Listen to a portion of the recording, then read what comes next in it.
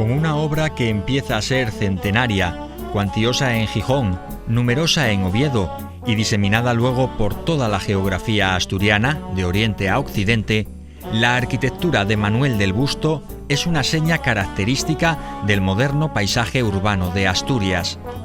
Una tierra en la que estaban sus orígenes, pero que no le vio venir al mundo.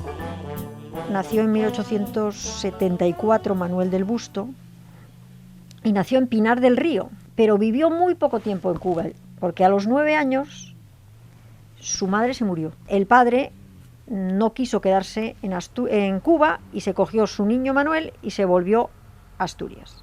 Se volvió a Asturias y se volvió, ya no sabemos si se volvió con mucho dinero, pero sí con el suficiente dinero para darle a su hijo Manuel una educación.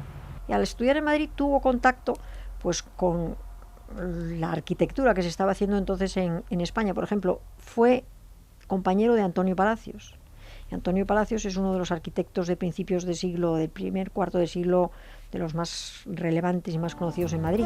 A principios del siglo XX empieza a trabajar en Asturias, en diversos edificios en Langreo y en obras tan conocidas como el avilesino Teatro Palacio Valdés. En muy poco tiempo obtuvo éxito y reconocimiento. Enseguida se convirtió un poco como en el arquitecto, si no de moda, sí uno de los que más trabajaban en Gijón. Y después, cuando ya se convirtió en el arquitecto de moda, fue cuando los primeros indianos, o los indianos con cierto dinero que volvían de hacer las Américas, le empezaron a encargar viviendas particulares y sobre todo casas en prácticamente toda Asturias. Pero fue en Gijón donde desarrolló la mayor parte de su trabajo. Los edificios proyectados o intervenidos por Del Busto en la ciudad de Jovellanos se cuentan por centenares, la mayoría con un sello propio que hace imposible adscribirlos a una concreta corriente estética. Manuel del Busto fue siempre un arquitecto ecléctico, pero un arquitecto ecléctico que sabía mezclar muy ingeniosamente todos y cada uno de los elementos de los distintos estilos. Era muy imaginativo y hacía unas creaciones muy personales, muy particulares y muy bellas. Pero la que está considerada como su obra cumbre se construyó en su Cuba natal. Se trata del imponente edificio del Centro Asturiano de La Habana. Otro de sus grandes edificios, emplazado en Oviedo en este caso, es el del Banco Herrero. El Banco Herrero yo creo que es un ejemplo de la modernidad de Manuel del Busto.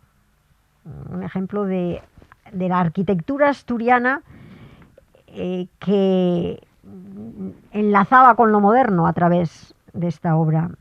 Es un edificio imponente y sobre todo muy riguroso y muy bien construido desde el punto de vista técnico, que utiliza estructura de hierro, utiliza una serie de balcones que le dan ese movimiento así ondulante, muy a la manera americana, en el sentido de que se utilizó ese tipo de bow windows ya en la arquitectura de Chicago, por ejemplo.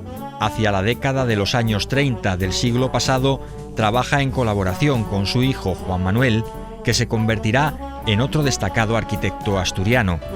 Entre los dos, legaron a Asturias algunas de las más originales aportaciones a la arquitectura moderna en la región.